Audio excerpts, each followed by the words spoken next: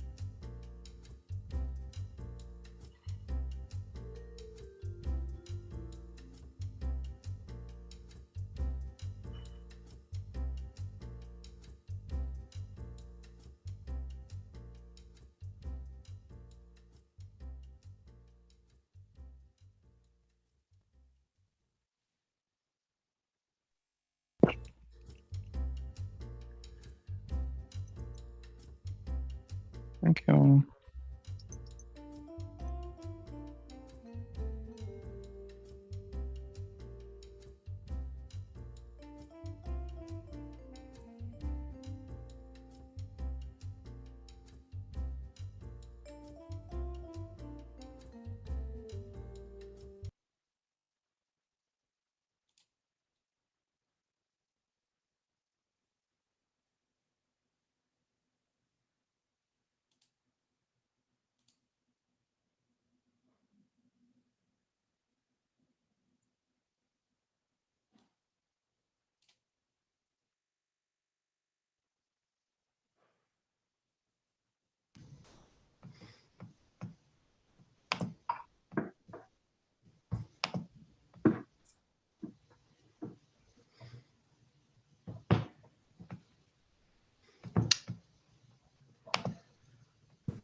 Okay.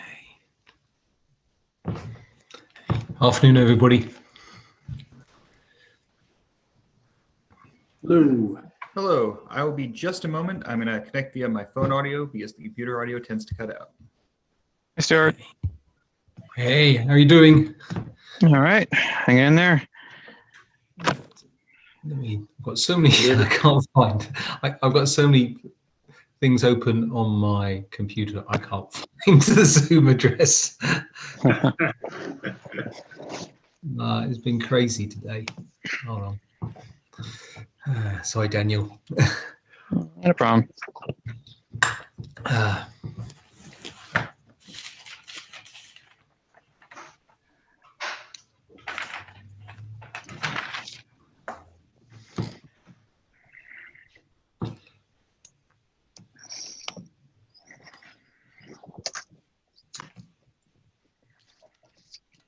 Hello, good evening. Oh, hello, good evening, everyone. Can you hear me? We're good? We can. Yes. Awesome. Hey, Adam. Good evening, Stuart. Well, thanks everyone for getting here at 5 o'clock. Appreciate it. Saves a longer evening, doesn't it? Yeah. Yeah. Unfortunately, the next planning commission is going to be a doozy since all the items that would have been here for tonight are going to be in that next meeting. Yeah. Wait, I thought we rescheduled because we didn't have anything for tonight. No, unfortunately, we had a noticing error. So because the newspaper ad didn't go out to the newspaper, it wasn't published, so we can't legally hold the meeting tonight. So those items will now be heard next meeting, in addition to the items that were already scheduled. So it will be a very long meeting. So make sure to eat before. I will do so. I'll make sure to bring snacks. All right. So if I can get started on this one. So fairly straightforward as far as SARC items go. Let me share my screen here. Okay, so this is a sign architecture review permit modification for 879 Sweetbriar. As noted in the staff report, under the provisions that were adopted as part of the Campbell Village neighborhood plan, additions less than 750 square feet no longer actually go to sign architectural review committee or planning commission. But this is a rare exception because the planning commission actually had approved a previous sign arc permit prior to adoption of the plan. And since they've effectively now added more square footage and altered the appearance of the home, that change technically needs to go back to the planning commission. So in terms of this request, they're proposing a approximately 500 square foot addition. That would include removing a portion of an enclosed patio in the back and adding an addition out the rear, and then also pushing the house towards the front to create a front porch, and also just to create a more cohesive architectural design, some craftsman elements. Note in the staff report, the architecture design is done very, very compliant with the applicable design guidelines adopted as part of the area plan. Really, the only issue that staff identified is just the usability of the driveway and how it relates to the house. So here we see the existing site plan and the new site plan. Currently, you have this driveway that takes access to the garage, which is a side loading garage, a little atypical since it doesn't go directly to the street. The proposal here would push the front porch forward as well as the addition, and this pushes the building very close to this driveway, pretty much. So the driveway is almost next to the garage, next to the expanded house. And how that relates is a little challenging simply because that means the building wall line is effectively crossing the garage door. So staff did identify a potential concern whether or not this compromises the functionality of the garage. There is no particular standard that deals with this other than just parking spaces need to be functional, otherwise they're useless. There's also some architectural consideration into how that actually looks, simply because now if you're looking at the side, you would have this expansion of the house potentially block the view of the garage in a way that could potentially be awkward, but that's really more of a minor secondary aspect really compared to the functionality of the driveway. Just want to make sure that we don't run into a situation where it's just too difficult or inconvenient to park your vehicle, so the garage just doesn't get used to its full capacity. And with that, if the committee has any questions, I'll be happy to answer them. Thanks, Daniel. I think that's good for me. I don't know about you, Adam. I noticed that the side-facing garage, I don't think I've seen that before. In the context view, I haven't had a chance to go out there and look at the neighborhood, but the two neighboring houses have front-facing garages. Is it usual to have a side-facing garage like that? It's not, and there's not anything that prohibits it. We do see it occasionally. Whenever it does happen, it does get a little challenging for us because we don't really have a standard that actually deals with the dimension from the edge of this garage door backwards. So sometimes the way it's been laid out, that garage door is a lot closer to a side property line than we would normally allow, but the argument always is that as opposed to a normal facing garage where you just go straight in, you're actually maneuvering in at an angle. And so because of the angle, there's arguably more leeway for this. But again, no standard to which to compare it against. Okay, and do we have any kind of particular, not any kind of formal standard, but is there another standard that would be applicable for how much maneuvering room you need to get into a garage? I noticed that the maneuvering room is greater, I believe, greater than the depth of the garage, which intuitively seems like you can maneuver into it from there, but I don't actually know how much space it takes to turn a car around. No, the city does not have any standard turning templates that would really be applicable here, I'm afraid. Okay. And if I understand it right, staff's concern here is that if the garage is not easily usable like that, the occupants will just not use it and just park on the street, and that will be street parking problems. Correct. As it stands now, if people have to get in there, they still have to, if they do have to take a wide turn there, they would be going in front of the other section of the house anyway. Is that paved all the way across? I'm sorry, I may have read the map, the site map wrong. It would be paved. I mean, you're effectively seeing the edge of the driveway kind of as it interacts with the house. So that whole area would be paved, though it does curve. So you would still need to reverse out into the street. There's not enough paving to really pull all the way out and then actually turn forward to exit the site front way. Okay, or I suppose you could back all the way into that if you felt like it. Yeah. Okay, all right. That's seeing the pavement outline there makes it clearer. Okay. Sorry, Daniel, I meant to ask this. Sorry. I was just going to ask, does this require noticing of the neighbours? It does. So the Planning Commission meeting, which is scheduled 1 month from now, will be publicly noticed, but SARC meetings are not noticed. Okay. Sorry, Adam, I interrupted you. Was there another question? Oh, no, I was saying that was the question I had. Like, that struck me as an odd feature, and I was wondering if that was a one-off or anything like that. But I see how the pavement goes in, and it's a slightly oddly placed garage, but if it's worked so far, I can see that being reasonable. If the people living there already have to back all the way out of the garage onto the street and vice versa, I don't see this being a show-stopping change. Okay, thank you. I guess, would the applicant like to say any words on this? Or... No, we're good. Yeah, pretty simple one. Yeah. I mean, do Yeah. you feel that the driveway configuration will still provide adequate access to the garage? Yeah, we definitely felt that it didn't really make too much of a change.